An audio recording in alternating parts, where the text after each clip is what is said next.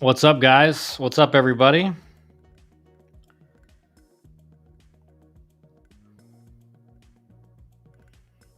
Okay, so we are live. Um, I think most of you guys know that this is kind of a almost an unprecedented situation that is going on in college baseball, and that is, you know, everybody. I mean, the whole day today, I'm refreshing my feed trying to see if a decision has been made by Tony Vitello. Now, most of you guys know that I have pretty close relationships on both sides of this. So whether that's in the Giants front office or at Tennessee itself. And so, a few days ago, I was basically told that, when everybody was reporting that Giants are nearing a deal, Giants are really close to signing Tony Vitello, I was told, like, it's not really close to a deal.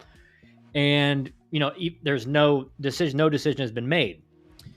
And yeah, and if you are on X, your chats are not going to show up on the screen for some reason. I do have your chat feeds up over here on my other screen, so I can see you guys.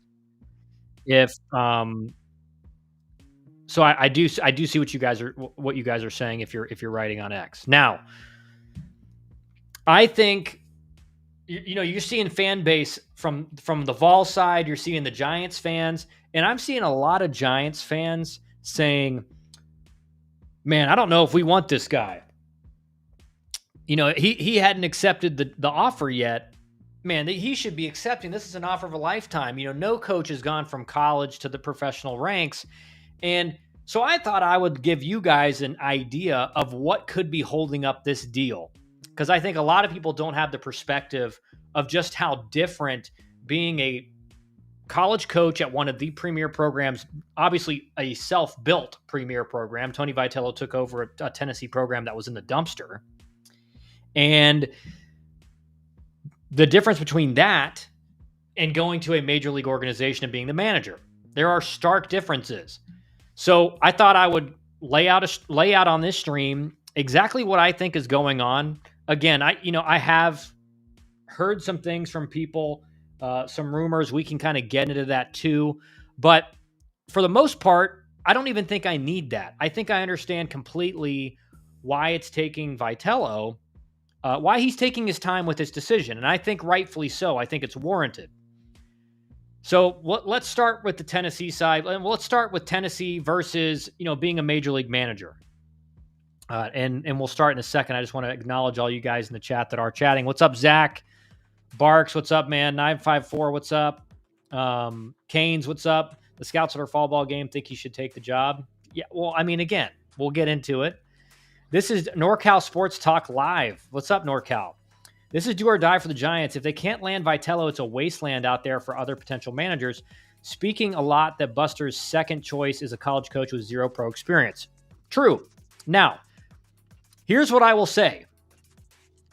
Being the head coach at Tennessee, let's talk about the perks of this job. One, he is I'm seeing a lot of reports, the second highest paid coach in college baseball. Again, he's making like $3 million a year at Tennessee. Now, what are the perks of being at Tennessee? Number one, he's a legend there already. He basically can stay there as long as he wants. Unless the Tennessee just falls completely flat. I mean, Vitello is what most people think is there until another SEC powerhouse type school offers him like the biggest contract ever for a college head coach. I mean, that's kind of the guy he is. Number two, in college baseball, the head coach controls everything. He is the final decision maker in any move, whether that's a recruiting move, whether that's roster decisions, whether that's, running the offense, whether that's the lineup card every day, who comes in from the bullpen. Now, Tony Vitello obviously has great assistants around him, but at the end of the day, it's his set final decision.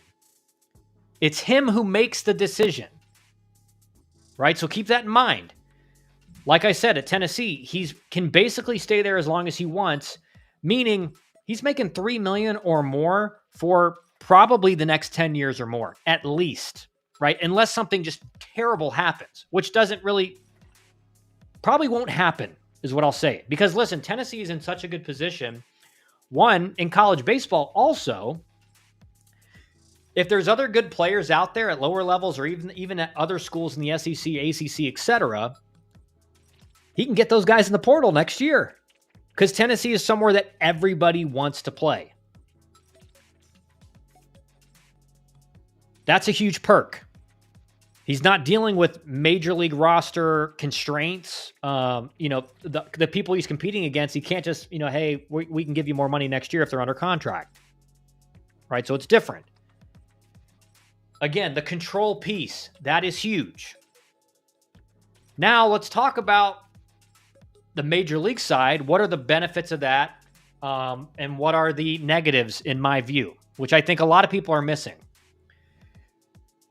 Major League Baseball is not what it used to be, right? A major league manager 10, 15 years ago, and again, there still are some that kind of control things, but most major league managers now are a decision maker, but they are not the final decision maker or the boss. There are major league managers who have teams of analysts write their lineup card every day. You may not believe that, but that is true. There are major league organizations who every decision is made by AI models. You may not believe that, but that is true. You have a president of baseball operations. That guy controls your roster, controls the trades. Now, if they're a good baseball ops head, they are in communication with the coach about moves, about trades, about free agent signs, etc. But again, you're not the final decision maker. Let's go to the next thing. Like I said, you are not the final decision maker. A lot of major league managers don't even write their own lineup card. That's just a fact. So I think in Vitello's mind, he wants to at least maybe not be the boss, but he wants to have a lot of control. If I were him, that's what I would be asking for. If I'm thinking about leaving Tennessee, which again, you're talking about a very safe, he has built that program. He is a legend. Just look at the mania that it's going on with the potential of him leaving. Look at what he has built. Even people that are not Tennessee fans are refreshing and saying, hey, is Vitello leaving? I mean, he is the most famous, well-known coach in college baseball. So he's going to want more control than probably a lot of major league managers. Now, I also want to address, so let's talk about the positives, then we'll address one of the other things I'm seeing, which is that he's never coached in pro ball. He wouldn't be able to do that there, which is ridiculous. Okay. And let's not get into the coaches that are coaching in professional baseball right now. Let's not get into that. Okay. Not just coaches in pro ball, but coaches that are coaching in the major leagues. You don't want to start that argument with Tony Vitello's never coached in pro ball. There's a lot of guys who never coached in college baseball that are coaching in the big leagues right now. So you don't want to go there. That's not a good argument. Okay. That's not a good. Oh, and we got Twitter chats coming up now. Thank God. That's awesome. That must have just finally loaded. Okay. So back to the positives. What's the positives? Well, he has never coached in pro ball, and let alone that, he's going to be the major league manager of an historic major league franchise. That's a huge thing, right? Most of us, and obviously I came really close, but a lot of people have never been in the big leagues as a player, as a coach, in any capacity. So being able to be a major league manager straight from college, that's huge, right? That's a big deal. Secondly,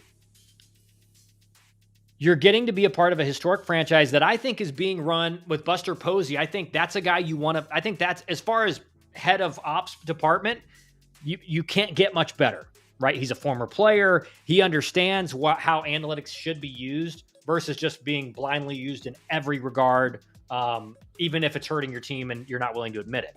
So Buster Posey, if you're going to pick, let's say there's maybe 5 president of baseball ops that you would really want to work for who actually know the game and trust baseball people, that's Buster Posey's one of those guys. So that's a guy you definitely want to be with. Let me look at some of the questions you guys have. Titan said, amen. Deaver, I know it's not about the money, but how much money do major league managers make compared to what he makes in college? He makes more money than I think the majority of major league managers. Like Craig Counsell with the Cubs is making like $5 million. There are some managers, though it's in the minority of major league managers, that make more than Tony Vitello. I would assume for him to take this deal, he would have to be making as much or more with San Francisco, which again, there are managers making almost double what he's making in the big leagues. So that I would assume he gets something like that. Can you elaborate on the control you're referring to, farm system development, et cetera? Sure, Michael. So control meaning at Tennessee, Tony Vitello writes the lineup card. He's the final say. He's the final decision maker, though I do know he has a lot of trust, obviously, in Josh Elander and Frank Anderson and those guys to make decisions recruiting, but he's the final say. He makes that decision. He controls which pitchers come in. He goes out to make the pitching changes, right? Again, he leans on his guys, his assistants, but he's the boss.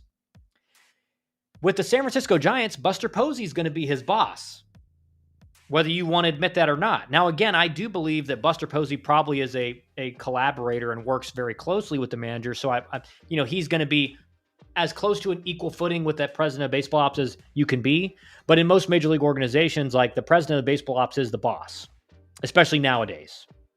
Okay. So control meaning, again, in the farm system, is Tony Vitello going to be able to sign off on what the hitting development is?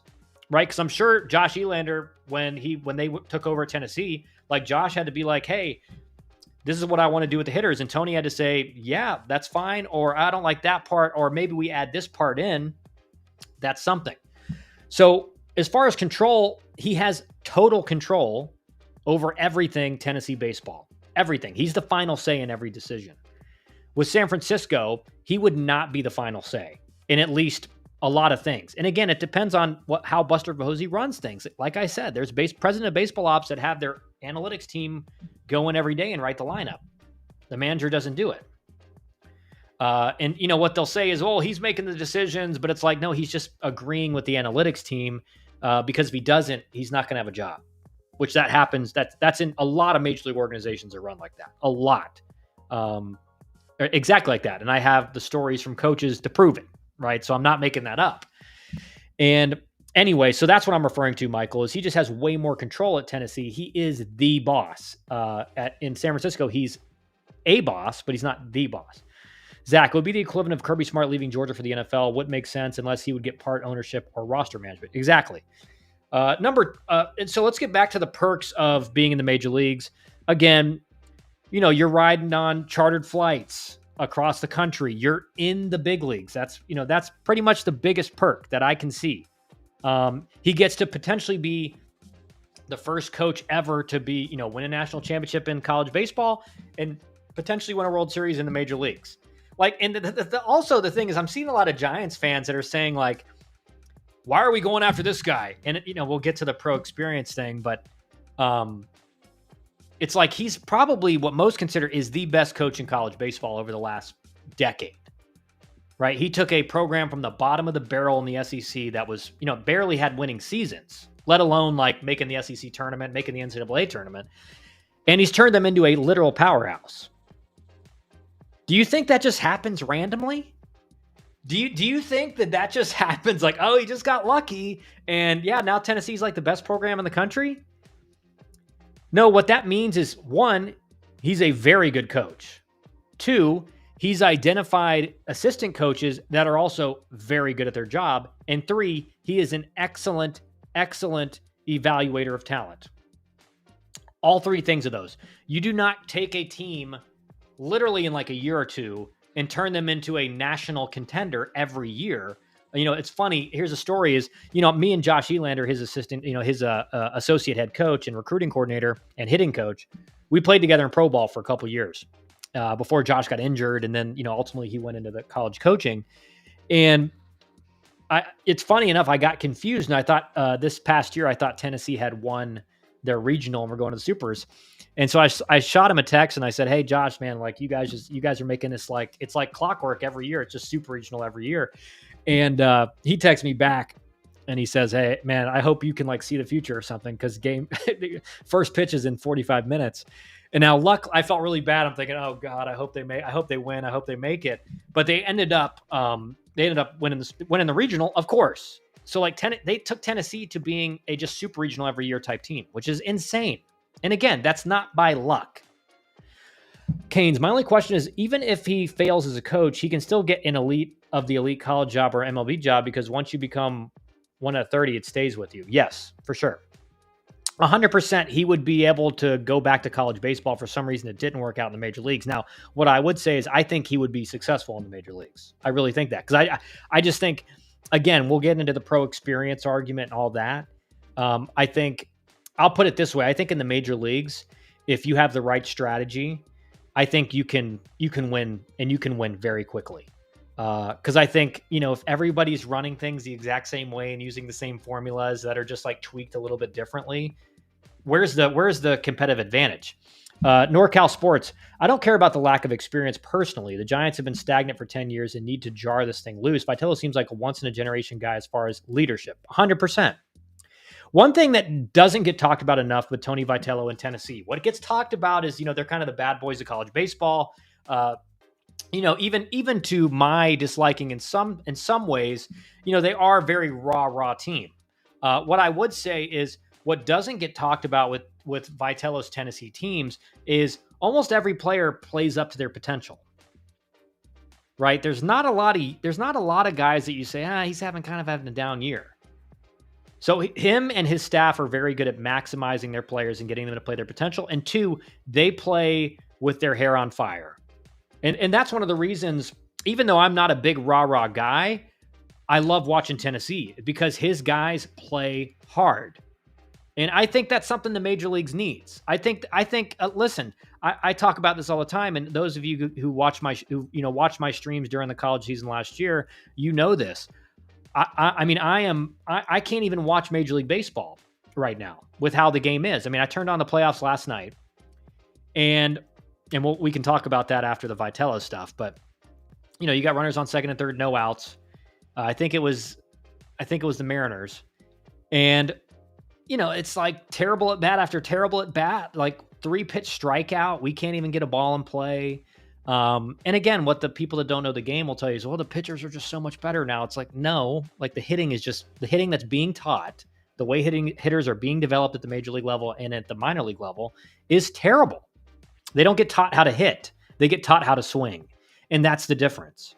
Right. So Michael, thanks for the insight. As a Giants fan, would love to see the move. San Francisco has been stuck in mediocrity since 2015 outside of 2021, with Buster being green to the president role. And Tony coming in, if it happens, would make sense to see two young bucks blaze their own path to success. Yeah, and again, like this is, and again, I'm going to push back, Michael. I know what you're saying. I get it. I know you're not saying this, but I'm seeing a lot of people say like you said. Buster Posey, he's green in terms of running a major league franchise. But again, like, did anyone say David Stearns was green when he was like 30 years old and took over the Milwaukee Brewers?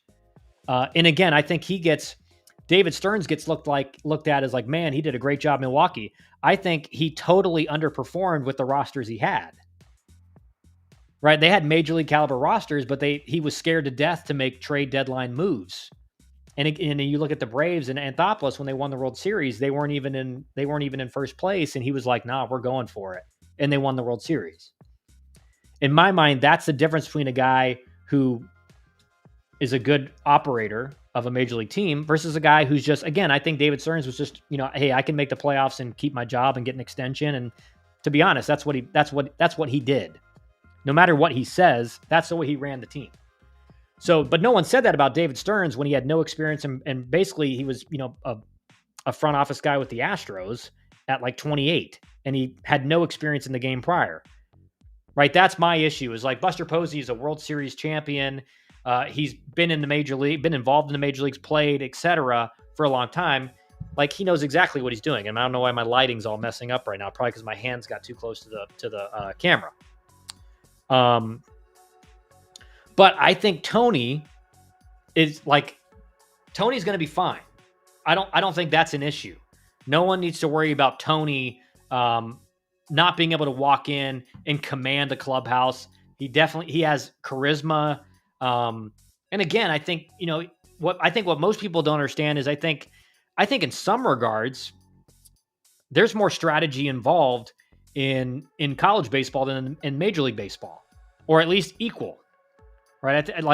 Do people think that like at Tennessee they're not picking up tips on pitchers, or in the SEC schools aren't doing that, or they're not doing heavy scouting of opposing teams?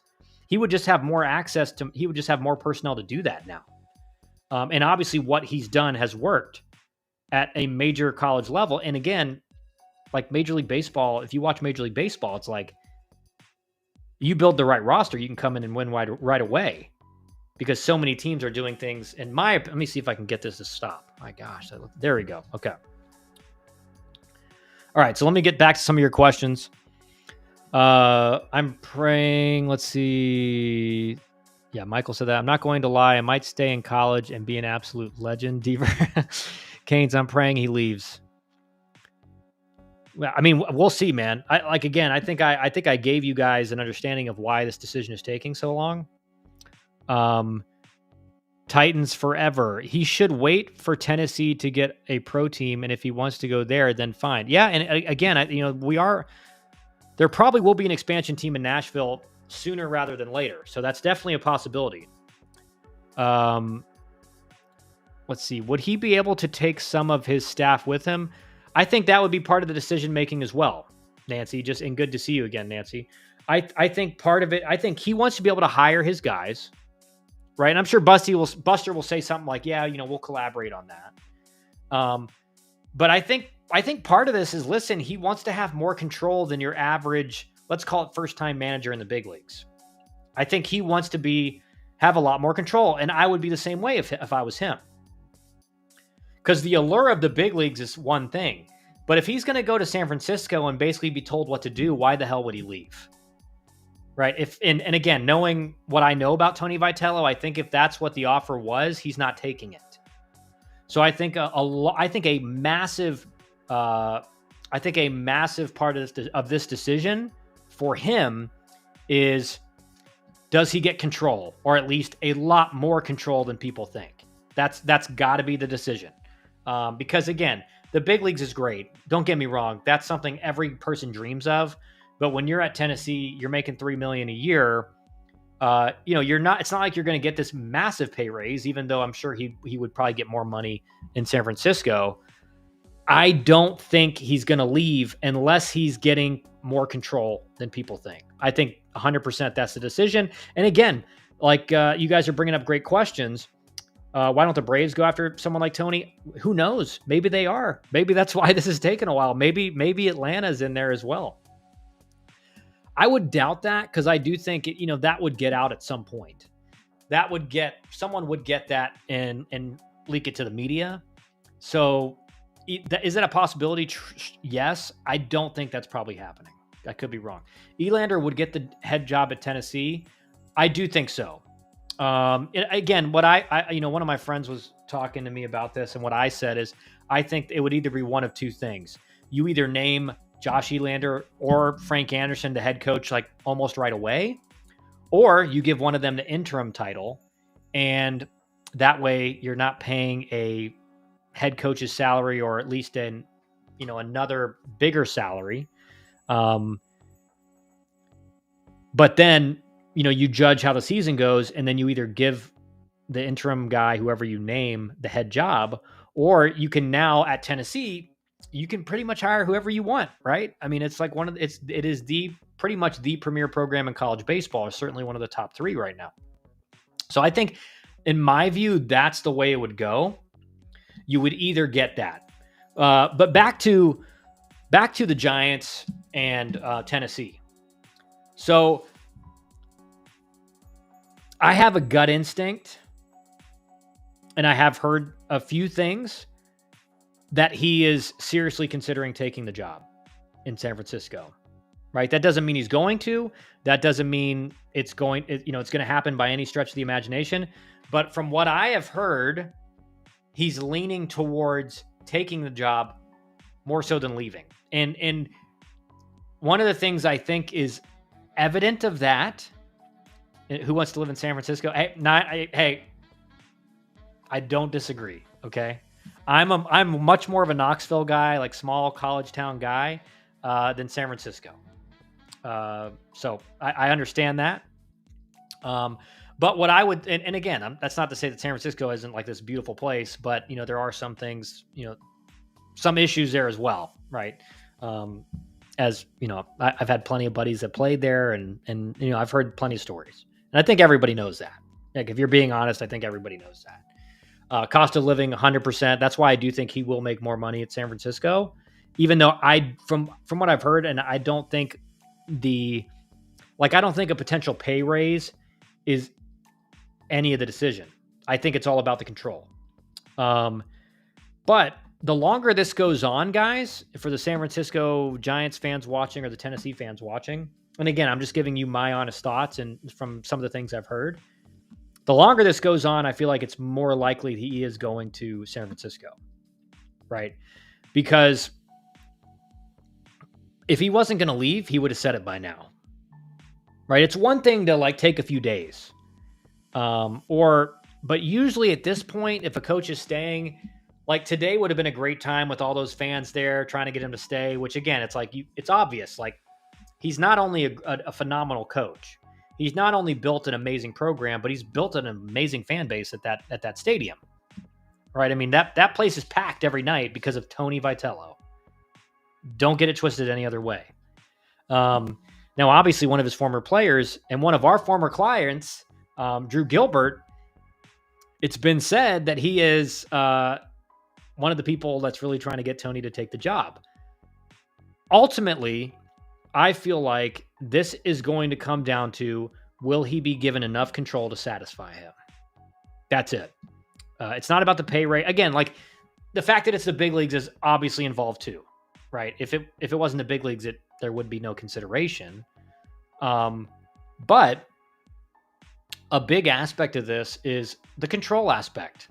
And I think I'm not seeing that a lot from a lot of people online. I think it's kind of like, well, why hasn't he jumped at the opportunity to be the Giants manager? It's like, because he's not the boss any longer, right? He's a boss, but he's not the boss any longer. And in Tennessee, in Knoxville, he can go wherever he wants. He probably eats for free at a lot of places. He's a legend. He is beloved. Like, he's there for eternity, essentially, right? It's like he's never gonna. He could not leave there for the rest of his career and be the head coach and walk out with millions of dollars. Now, let's get to this argument that I'm seeing more so from the Giants fans who wants to live in San Francisco. Have we ever seen a college baseball coach leave for a manager job in the MLB? No, he would be the first. He would be the first, Zach. That's another thing about this. He would be the first straight from college to major leagues. I do believe he has family also. That's a big change. Tennessee to Los Angeles. I don't know if he does. Like, I don't think he's not married unless I missed something this offseason. So that would be a big point if he was, but unless I missed something, I don't think he is. What I will say about Tony Vitello, he's like a tireless worker too. He's out recruiting all the time. Right, I see him at all the tournaments, right? And that's not true of every head coach, even at major schools. But let's get to this. Like pro experience thing and just squash this real quick, because maybe 20 years ago, 15 years ago, you could make that argument. You're no longer allowed to make that argument anymore. And I'll tell you why. Michael says, interesting. I think the longer this goes without a decision, the better chance he has to get cold feet on the deal and stay with the Vols. Could be Giants trauma from botched signings in the past. Very insightful, man. Thanks for talking through this. No, I mean, I could be wrong, right? That's just what my gut is. Again, I think it's the allure of the big leagues. And, if he is given the proper controls with what undoubtedly will be a pay raise, like, I think those three factors ultimately make it a yes from his. And again, like, he gets the chance to he's a legend in college baseball already, right? You may not say he's true legend status yet. Certainly it's hard to find in the modern era a stretch like he has had, right? Um, in college baseball, but he's certainly on track to be, 100% Hall of Famer, college baseball coaching legend. That's a no doubt. But he has a chance to be one of one, which is go to be a major league manager and win a World Series. And now he's a national champion in college baseball, World Series champion in the major leagues. So I think that alone is a huge draw if he gets the proper controls. Now, to the pro side thing, the pro experience thing. Have any of you guys looked at major league staffs lately? Like the average major league staff, because funny enough, I did it like 6 months ago. And those of you who are, fans of the stream, like Canes and Zach and Deaver and 9-5 and all you guys on here, you guys saw that stream where I went through the staffs. There's a lot of major league staffs that have guys that like never coached in college, that like played high school baseball, and then they went to Driveline for 2 years and they became a minor league coordinator. Now I'll tell you that. I'll tell you what the difference is here. I played 7 years professionally, 5 of those in AAA. I was a 290 career hitter. You know how many organizations would even allow me to interview for a hitting coordinator job? And also I'm well versed in all the new tech, the analytics stuff, all that, right? If I applied for that job, I wouldn't get an interview. Now, the resume of a guy that I just mentioned, right? Maybe coached at or played at like a very small junior college in the Midwest, like a D2 JUCO, whatever, for a year. Goes to Driveline for 2 years. Minor league hitting coordinator, first job in professional baseball. Next year, big league hitting coach. So let's pump the brakes on the pro experience stuff, because you have literal guys who have no idea what hitting in the professional ranks is like, coaching major league hitters. Why do you think hitters can't hit in the major leagues? Why do you think every lineup has like 6 guys hitting 220? Do you think it's because pitchers are so much better now? Is that what you believe? Do you actually believe the party line of, man, pitching's just so much better now? That's not why. The reason guys can't hit in the major leagues now is because they're taught how to swing. They're not taught how to hit. You have a bunch of guys that really understand the swing, although it doesn't seem to be that important when you see the numbers across Major League Baseball offensively. Again, what I saw in that, again, you want to talk about what analytics has done to, and again, like I'm not an enemy of analytics. I think analytics used properly is a huge boon for every organization. But the problem is there's a lot of organizations that have just abused it. And no matter if common sense is like, I don't know if we should do this. They're like, well, the model's telling us to do this. The AI God is telling us to do this. That's how a lot of major league organizations are run. The trades are made because the AI model says to do it. And if you didn't know that, now you know. So why are you paying a president of baseball ops to run your organization when they can just plug it into the model? Minor league hitters can't hit now. Yep. Yeah, he's on the MLB Network as an analyst during MLB Draft, gives great insight. Dude, well, this is what I'm trying to say. And Zach, this is what you're saying. Tony Vitello has more baseball knowledge than a lot of the coaches in the major leagues right now. Right now, that's not to say that there aren't some coaches in the major leagues that are very experienced, have years of coaching the major leagues and playing in the major leagues. I support those guys. It's the guys where you look at their resume and you're like, this guy couldn't get a high school head coach job, but he's a major league hitting coach. How does that work? Right? How does that happen? And there's a lot of those guys. Just, do your own research. Go through major league organizations, go through their staff, go through their coaches. And I think you'll be pretty surprised at what you find. Right? Minor league hitters can't hit minor league pitching. Minor league hitters can't hit now. Yep. And again, ask yourself this question. Everyone says, well, pitchers are so much better now because the technology and, the data and the development that it's being used, it's just so much better. Hitters have access to the same technology. Hitters have access to all of that. And I think what you see at the college game, and why I think the college game is just way, I mean, as far as like watchability, if that's a word, something that makes me want to watch it. The reason I want to mess up my camera again, so why? The reason I think watching the college game is just much more watchable is my wife just texted me. Sorry, now middle of my thought, babe. Come on. Is because they actually care about batting average. Just to be honest, like, you know, you can't hit 230 in a college lineup at a big program, even if you hit like 10 home runs. And the funny thing is, what you see in the major leagues is you can hit 230 in a lineup and not even hit 20 home runs, which is just, to me, insane. I mean, just look at, I mean, watching, here's a great example of analytics in baseball gone wrong. Last night, I'm watching the Mariners versus Blue Jays. Massive game, game 7, as I pull up some stuff. Why do you guys, I'm interested to hear your thoughts. Why do you think the Mariners lost that game last night? Just to be honest, why did they lose that game?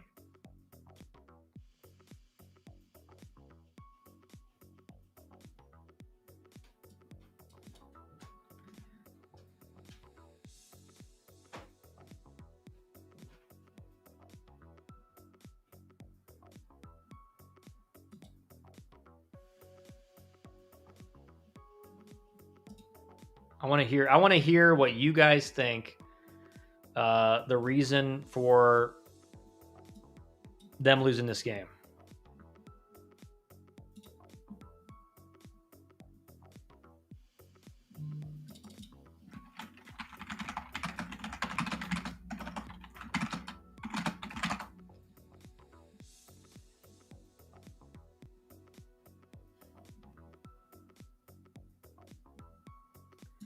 I'll tell you why. Okay? I'll tell you why. Because you have one of the best pitchers in Major League Baseball, certainly over the last 3 years, one of the best young pitchers in Major League Baseball, in George Kirby. 4 innings, 1 earned run. You got a 3-1 lead. What does anyone do in that situation? Do they go to the bullpen in the 5th inning? No. You're telling me George Kirby can't go like 5 or 6 innings? And this is, again, this is analytics gone totally wrong. Because what they do is second, third time through the order, the average batting average just goes up so dramatically. We can't let anyone pitch 3 times through the order. And listen, like, that's fine.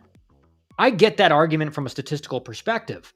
But you can't make a decision based on a spreadsheet, right? If George Kirby stuff looks like it's going down, if opposing hitters, again, there we go. If opposing hitters are starting to see his stuff better, right? You're starting to see more barrels. You're starting to see less chases. You're starting to see less whiffs. Now as a manager, if you're watching the game like that, you're like, all right, we got to get someone hot, right? There's no problem with having, in a game 7 situation, you have a lot of bullpen arms at your disposal of like getting guys hot in case of, a couple guys reach. But what does Seattle do?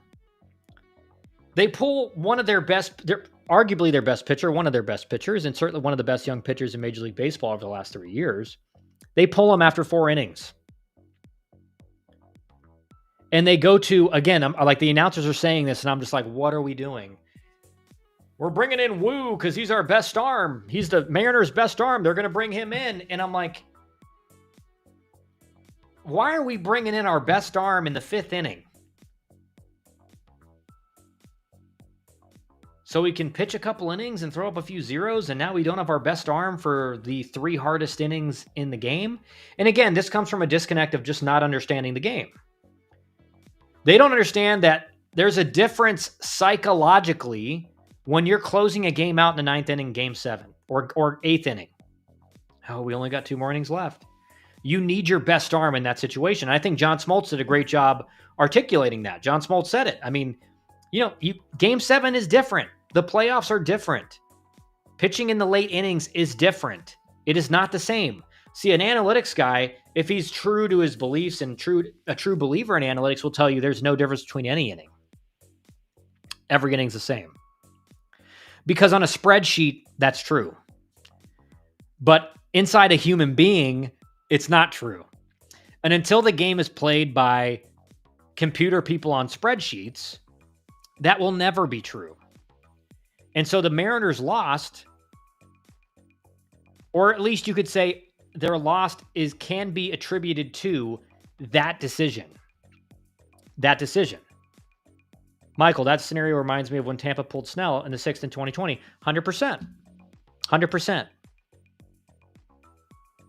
Right? But what you actually saw in the media after that, you did see some people saying, why did they pull Snell? But then, it was like this violent clap back of, well, I mean, it was the right decision. You have to do that. And it's, again, there's so little voices around Major League Baseball that kind of talk. I hate saying old school because there's a lot of guys who are just baseball guys that understand all the analytics and the new school ways of thinking. But because they have baseball knowledge and are kind of baseball guys, they're either weeded out of their organizations or they're just not given any really control or decision-making power. And so the reason I can't watch Major League Baseball, I mean, it's funny, because again, a lot of the guys I play with at Georgia Tech, my best friends from Georgia Tech, all went on to play professional baseball. 2 of them got inducted in the Georgia Tech Hall of Fame last weekend. And one of those guys played in the big leagues. And so we talk all the time. And, I sent a text out. I turned on the game. I think it was the 3rd inning. Runners on second. And this is how the game's changed. Runners on second and third. 1 out. In a must-win game. Like, every run is vitally important. Right? And again, this is where analytics gets in the way of things. The analytics guys are saying swing away, swing for the fence, 3-run homer, which, that's fine in a macro strategy. I mean, if that's your strategy over 162 games, I'm fine with admitting that, maybe that is going to give you some more runs overall, right? But I think in the old school way of thinking, you're thinking, well, if there's a way to guarantee 1 run, maybe we should do that. And what I saw in an at-bat was just terrible. 3 straight pitches, strike 3, you're out, can't put the ball in play. Again, it's not like you have to bunt, but are there no-hitters in the major leagues now that can just kind of hit a ground ball on command? I could do that against every pitcher I faced pretty much. And I'm sure as hell I'm not going to strike out on 3 pitches and look terrible in the process, right? I'm not going to miss a pitch by a foot, like what happened. And so the reason I say these things is because most of these guys you're seeing pitching in the big leagues right now, I faced all of them, or at least most of them. And some of them are some of the best pitchers in Major League Baseball. And the idea that they're unhittable is asinine. The reason they look unhittable is because the hitters that are getting promoted to the big leagues now, they're not hitters, they're swingers. They have no idea how to be a hitter. 1, because they just don't have that skill. 2, they haven't even been developed on maybe possibly developing that skill because the guys that are developing them have no idea what being a hitter is either. And they may be able to talk it, but they've never walked it. And if you've never walked it, this is a big point. My belief is not that you have to have played at a high level or coached at a high level, which is, again, that's kind of a ridiculous argument, to be a good coach. That's not my argument. I don't believe that. Certainly, there are guys who have played at a high level that are not great coaches. That's fine. Really good coaches understand the game. They see the game for what it is. They see the intricacies. They see his stuff looks different. Baseball will tell you what's going on if you pay attention. You don't need to have played at a high level to be a great coach at a high, at a high level in college or a high level professionally. But it's a pretty good indicator that you have some idea of what you're doing, or you have some idea of understanding the game. When you have no experience at a high level professionally, it's not to say that you can't be a great coach, but I'm going to need to see some proof, and I'm going to need to see some track record. Not like you became minor league hitting coordinator for a year, which is like, all right, so you worked with guys in spring training for 2 months, and now you've proven to be a big league hitting coach. You'd be shocked at how many guys have that type of resume that are coaching in the major leagues right now. And honestly, I've heard from players, guys that I know in the big leagues, and they're like, he just throws BP. Like, I don't listen to a word he says. Does that shock any of you to hear that? Do you see the product, especially offensively, that you see on the field in 2025 and certainly the last 7 or 8 years? And does that surprise you at all? Probably not. Probably not. And I'll give you an example. A major league coach that I know played in the big leagues, major league hitting coach for a long time. Also was a major league hitting coach of a very good offense. He was basically told by his president of baseball ops, hey, when we have these meetings, listen, I'm speaking as I'm the president of baseball ops who has, probably didn't even play baseball in high school, but I digress. Hey, listen, former major leaguer, hitting coach for a lot of really good offenses. When we have our pregame hitters meeting, the analysts are going to come in and they're going to give hitters all the information. They're kind of going to give them the strategy. Again, how do they know strategy? They've never hit in their life in the major leagues or in professional baseball, or even, like, for God forbid, even at a high level in college. When we just want you to sit in the meeting room and just kind of nod your head and agree. We don't want you to say anything. That is verbatim quote what I was told from a major league coach who was also what I thought was one of the best pitching coaches in Major League Baseball at the time. And he was like, let go, not even given an offer to come back. So I don't want to hear, and again, it's nothing against San Francisco Giants fans, but I don't want to hear from Giants fans that Tony Vitello has no pro experience, and so why are we going after him?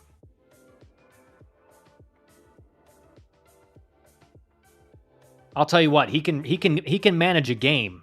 That's for damn sure. He knows how to manage a game. One thing that can be said of any of the high-level college baseball coaches, and again, you may not believe me, but they can manage a game as well or better than a lot of these managers in the major leagues now, because a lot of these managers in the major leagues don't even manage the game, right? They don't. So what are we even talking about here, guys? I don't know. Make sure you like and subscribe to my YouTube channel. Follow on Twitter. Hit the follow. Retweet this stream. We're gonna go live for a little bit long. We're gonna be live for a while longer. I do want to open it up to any questions you guys have. And again, it can be about Major League Baseball, playoffs, college baseball, Tony Vitello, anything I've forgotten to hit on or something. I'm sure there was a few things I didn't hit on.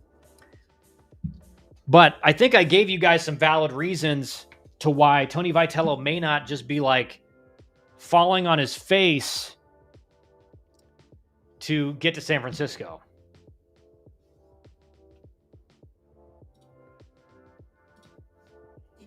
Because, again, in a very short period of time, he is a legend at the University of Tennessee, without a doubt. They're going to have a statue there for him. He will be forever remembered as one of the greatest coaches to ever step on Tennessee's campus. So to leave that's tough. And again, just to reiterate my point, I do not see him leaving Tennessee unless he is basically guaranteed to have what I would say is more control than your average major league manager. And that's a lot. But I do think, and this is why I'm leaning to him taking the job, is I do think if there's any president of baseball ops in the major leagues that would be willing to, see if I can get that. There you go. That would be willing to strike that deal. I think it's Buster Posey. Jeez, can we stop? I don't know what's up with my lighting on this camera today. It's like auto. I got to turn the auto off, I think. It likes making my face yellow, I guess. What are you hearing about all the drips that happened at the WWBA?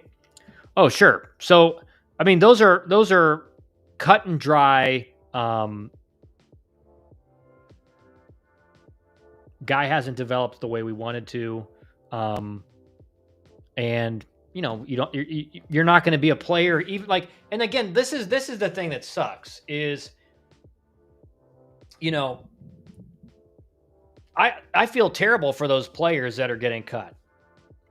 But those coaches, what they're saying when they do that is, and they're going to be wrong on some of these guys, but what they're saying is like, we don't see you having any chance of being a contributor for us when they're cutting those guys. That's the reality. I think the other reality is this. Next fall, you can only have 38 guys on campus. So I think, we are seeing a kind of trimming of the recruiting classes because they know, hey, we can't bring in 50 guys this fall or next fall. This fall they could still have unlimited guys. So they just have to cut down to 34 by December 1st. But next fall they can only have 38 max, and then they cut down to 34 on December 1st. So the reality is that I think this was expected by us. I do think it was maybe a little bit more. There was more cuts than I envisioned happening, but that's the reality is that, some of these recruiting classes were over. They had too many recruits. They had to trim them down. And so they went and watched their guys and they said, all right, we got to cut these two or three guys. That's what that is. And look at West Virginia, a school that came out swinging in the first 5 days of 24, and they dropped 4 or 5 of those kids this week. Yeah. And so I think it's very imperative if you are a kid going through the process right now that you keep grinding, right? Because that until you are on campus, you are not guaranteed a thing. Right, and these new financial aid agreements. I mean, who knows what the loopholes are in those? But I mean, you really got to, like, committing to a school is not even the beginning, right? The beginning is when you get on campus. So committing to a school is just like another part of the process. You can't just assume it's going to be good from there. Any drills you recommend to make your child a better hitter? Seems like every drill is just about swinging. Yeah. So what I would do is just give him a wiffle ball bat, throw him wiffle balls. That's all he needs to do. That's going to train hand-eye. Especially the older they are, you can kind of start throwing the wiffle ball harder. It's going to move naturally. And I remember growing up in my neighborhood, and again, I don't think kids play with other kids in their neighborhood now, as much as my generation or people older than me. We played wiffle ball all the time. One, because, you weren't scared of breaking a window. If you were at like my backyard growing up was like decently sized, but it wasn't like massive. So, you could play that in a smaller area too. And you can play wiffle ball with like 4 or 5 people, and it's a very competitive, fun game. So what I tell guys is, like, get a wiffle ball bat, get a bunch of wiffle balls, and just throw them those. And that's what I do with my son right now. And he's 4 years old. My oldest, my 2-year-old, we're kind of just starting. But my 4-year-old is like, man, he was in that first T-ball thing this past summer, and he was raking, you know. And I don't care if he did or not because he's 4 years old. But I think it was pretty obvious that like doing that wiffle ball, hitting the wiffle ball that he loves to do, um, his bat to ball skills were good, man. Like that's all I can say. Um, so thoughts on GT this year? Kane, slow down with all the questions, man. Nancy, thoughts on Georgia Tech this year? Omaha? I'll tell you what, man. Just like we said last year with Michael Early at A&M, it's Ramsey's going to have. I mean, there's a lot of pressure on this team, and again, I mean, it's going to be a preseason. What I would assume is top 15 team, maybe even higher than that, possibly in the top 10. I mean, it's going to be probably the highest rated offense in the country. It is just top to bottom, no break, no weak link, studs up and down the lineup offensively. And then your bench you're going to have some hitters on your bench that people would love to have in their lineup in the SEC and the ACC. So, I mean, it's going to be, not only is it a loaded 1 through 9, but there's also depth pieces in there that will mix in, but like you have depth for injuries. So like it's a not only elite 9 hitters, but it's like an elite 12 or 13 guys and maybe even more. The pitching is, again, going to be how good are these newcomers, right? You have the transfer from Rutgers, who's really big stuff. Didn't have great numbers last year, but can Matt Taylor get him throwing more strikes and missing more bats? You have some freshmen, Charlie Wilcox, Jamie I don't know how you say his last name, Vicens, and you have the lefty who I think was drafted in the 12th round, maybe, who's up to like 94. So you have some really good freshman arms. Can Tate McKee, the big question mark is, can Tate McKee actually be a legitimate Friday night ace? Because I think we saw flashes of that last year, but certainly he was not that consistently. Again, a Friday night ace is you're giving up 3 runs a game in this environment. When I was playing, a Friday night true ace was, 1 or 2 runs. That was Marcus Stroman. You may not score a run. Buck Farmer, you may not score a run. Mark Pope, you may not score a run. Jamie Arnold was kind of that this year. Obviously Tennessee starter, Liam, I can't remember his last name, but Vitello starter, possibly, even though I think if he is going to be a starter, he's probably Sunday. I just think it depends on what these freshmen look like, because Patel, what I would say is I'm almost not wanting to move Patel to a starter, because I think he's so valuable as like a bridge guy or a long relief type guy. I just think that's like a more valuable piece in college baseball than maybe in the big leagues and professional baseball. Like having a guy like Patel who can throw 3 or 4 innings and really like save your bullpen for a couple of games on the weekend is very valuable. Buck, what's up, Kyle? What is this? A live stream? Been a while. Yeah, I mean, we're getting closer to college baseball season, and I'm going to start doing these, I think, more at night. I just have a lot going on during the day right now. It's almost impossible to get like even an hour on stream. All right, so Canes, I don't even know if I want to go back through all of your chats, but let me see if I can do it. I also see the travel coaches and some advisor going after some programs, when in reality, what do these coaches want? They want the kid to waste a year of his limited window. It's better to get cut. Yeah, now than to get cut in the fall of your freshman year. 100%. You aren't guaranteed anything until they cut down the rosters. Yep, for sure. Even when you get to campus, and that's a great point, Kane. It's a great point. What are you also hearing on the NIL front? What is the going rate for some of these elite players and left-handed pitchers? I mean, dude, I'll say it like this. Guys with stuff on the mound, even if they don't have great numbers, are getting offered like 150 plus. Easy. Really good position players are getting 200 plus. Easy now. We are getting very close. I think even faster. When I was talking about this last spring, I think I told you guys, we're a few years away from someone getting $1 million contract or even like a $750,000 contract. I think we're like maybe next summer seeing that. So it's really sped up the money that's being spent. Are you hearing what the NIL numbers for ACC schools are compared to the SEC? Yeah, it's definitely below the SEC big time right now. Right now, because you got schools like Virginia Tech, and others in the ACC that don't have a whole lot of NIL at all. So,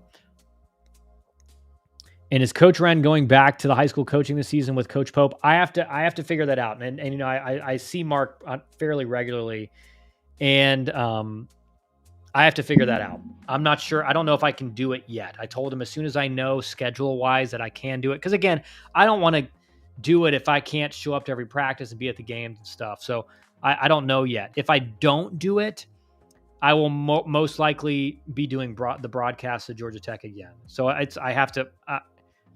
I'll say it like this: I would love to do the coaching. I just have to. I have to make sure I can commit to that and honor the commitment. How did Georgia Tech look in the fall game? Georgia Tech looks really good. They look really good. There's going to be more velocity. And again, you know, there's more velocity on the team than there has been in many years. Now, does that mean the pitching's going to be better? I don't know. Right. And I think, you know, you're going to get Patel. A question for Patel is Patel's year last year like a true outlier type year, or is that who he's going to be this year? So that is a question because, you know, that was far and above anything he's ever done in his career last year. Can Tate McKee progress into that true Friday night ace? Because I think if Tate McKee progresses into that true Friday night ace, Georgia Tech is like Omaha team, or at least definitely can make it to Omaha type team. Because last year they didn't have that. They didn't have a true ace. Like Tate McKee showed flashes of that, but he was not that on a consistent basis. And that doesn't mean you have to be that every start. But, you know, if 80 to 85% of your starts are really good, you're a true ace. Kyle, missed you at WWA last week, but understand you aren't stocking the 1400 yet. True. We offered an elite right-handed pitcher who is a local stud. 100K or a bit more. I can only imagine what left-handed pitcher is costing. Yeah. And again, that's the high school guys are generally not getting as much money as the portal guys. Again, that's just generally speaking. Canes, don't say that. Don't worry. I'm not even going to read what you said to Buck. Okay. Don't say it like that. Say it in use a different word. I'm actually already scouting, that their parents want me to send info to coaches, local ballers. I had one of our guys actually got a text from a college coach, and he's a 28, and it's obviously fake. And they were asking if it was real or not, and it definitely wasn't.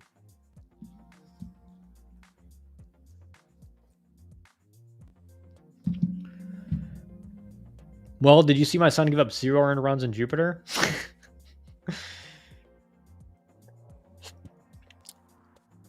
The thing is, Canes, no coach is seriously looking into like 14 unders right now. Anyway, I can tell you most of the 14 under studs.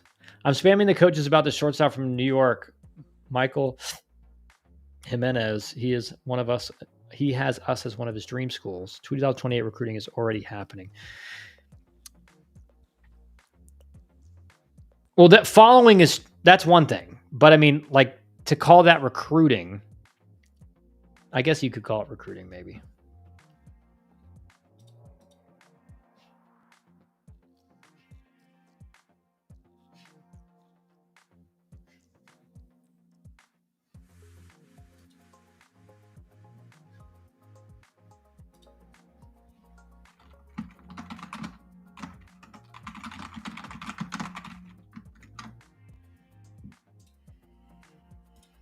Hey, so funny enough,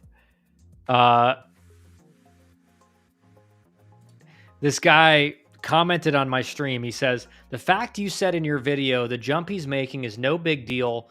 Plenty of coaches didn't coach college but have pro is when you lost any credibility. The two are not the same, not close. It's why Tony is taking so much time to think it over, and it's why it's unprecedented. No, it's unprecedented that he's going to be a major league manager. There's plenty of major league coaches for, Christopher, if you're still watching.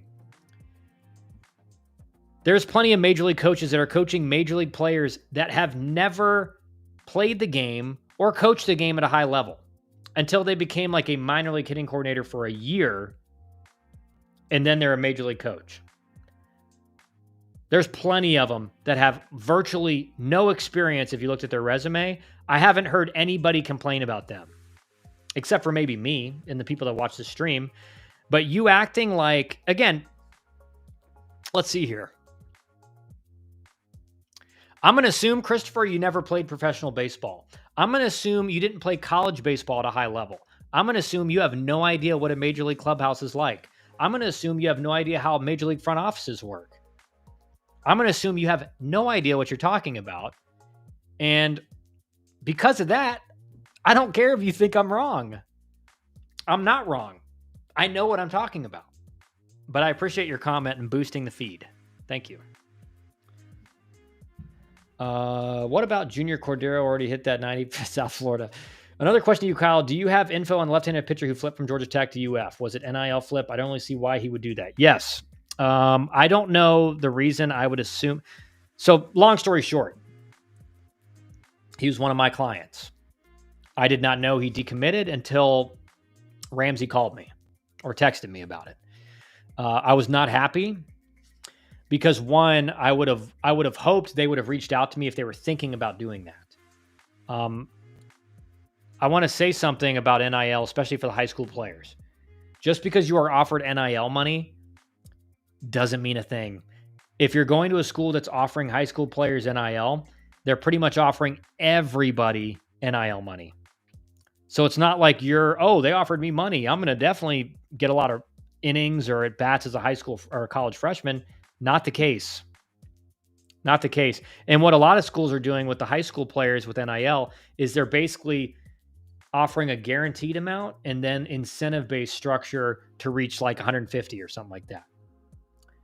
Well, here's what you're not thinking about. That incentive structure is actually incentivizing the school to not let you achieve it.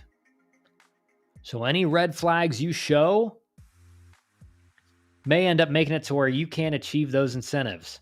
So I think that's something to think about. Listen, I wasn't happy about it. They made their decision. It is ultimately their decision. Every client we work with, we say, we're never going to tell you where to go. We're just going to lay out the facts and then you make your decision. And so they made that decision, but I didn't, I had no idea. And honestly, I was upset because, I'm not going to air it out, but I was not happy with that. And again, if they had let me know what they were thinking and walked me through their mindset, maybe I could understand it better. But I had no idea. So, and yes, and I did say that. I said, listen, my reputation is, I had to handle that with Ramsey because I had to, again, I have a very close relationship with Ramsey. I think he knows I'm not going to BS him on that or lie to him. But again, it's like it could create a seed of doubt in his mind. So, again, that's right. That's right. Let's see here. With the goal being to get to your child to D1 level, I already know it's best to send them where they can play. Our D1 is truly looking at all levels for transfers, NI included. But our D1's truly looking at all levels for transfers, NI included? Yes. I would say that the caveat with bats is you're going to have more to prove at the lower levels, right? Like UConn had like 5 D3 hitters in their lineup a few years ago. You're just going to be under more scrutiny because there is going to be a thought of, and again, what hitters need to do if they're at the lower levels, especially Division III or lower, is you do need to get into a summer league where guys can come see you play. And as good a summer league, as high level summer league as you can, so that a coach can see you and judge you based off that competition as well. That's what a lot of them do. But yes, they are recruiting that. They are recruiting guys at all levels for sure. Pitchers even more so because stuff plays, right? It's easy to evaluate stuff of a pitcher, of a player. Hitting is harder to evaluate, just bar none. Hitting is way harder to evaluate than pitching, because it's not to say that pitching is easy to evaluate, but like stuff plays. Hitting, they could look great against 85 in the summer circuit, and a lot of those guys end up never playing an inning in college baseball or barely playing.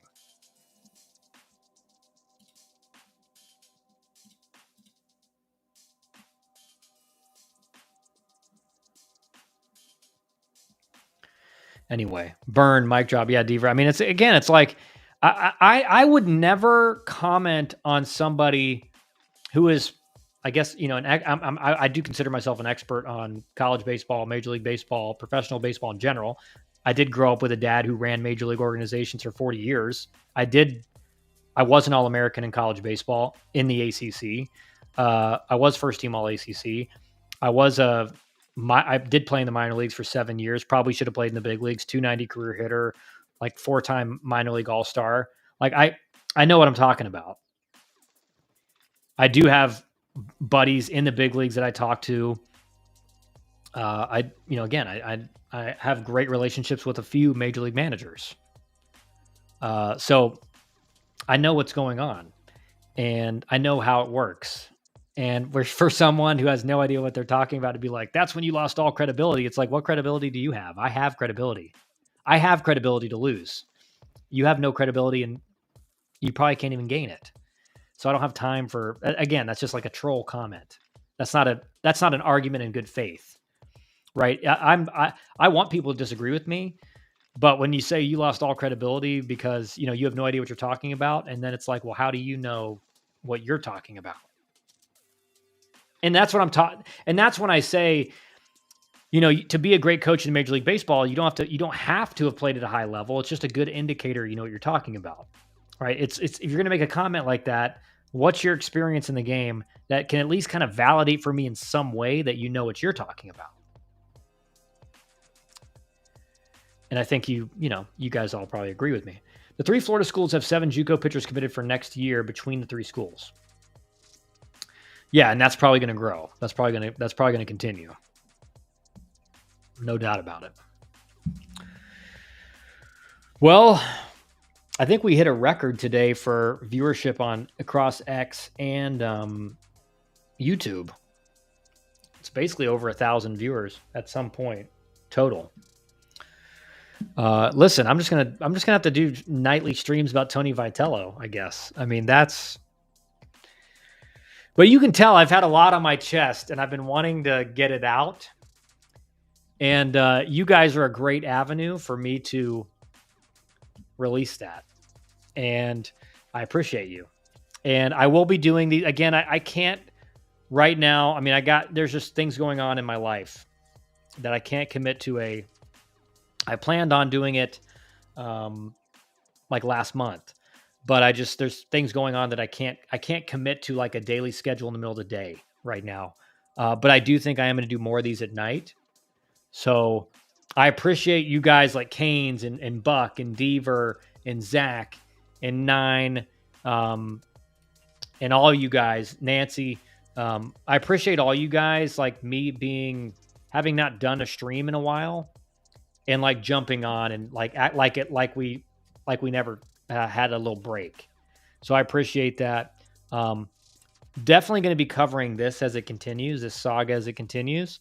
And again, we're getting really close to like, we're like 10 days from fall practice being over for most places, especially in the Southeast. And then we're like 2.5, 3 months away from college baseball season starting, man. And then we're back, baby. We're back. The best time of the year. So I appreciate you guys. I'm going to end the stream there. Again, shoot me DMs, tweet at me if you got any questions or anything you want me to cover on some of these streams that we'll be doing. I think I'm thinking maybe like 3 a week right now that I think I can do. And I'm looking forward to doing more of them, man, because I enjoy these. Like, I enjoy these 100%. It's so fun for me to do it, to talk to you guys. So appreciate you guys tuning in. And I'll see you guys again soon. Have a good rest of the night. Buck, well, not Nancy. Let's be nice to Nancy. Come on, man. Georgia Tech. She's a Georgia Tech ride or die. Canes look good, baby. I've been every scrimmage. We are Omaha bound. Nice, man. ACC is going to be good this year, man.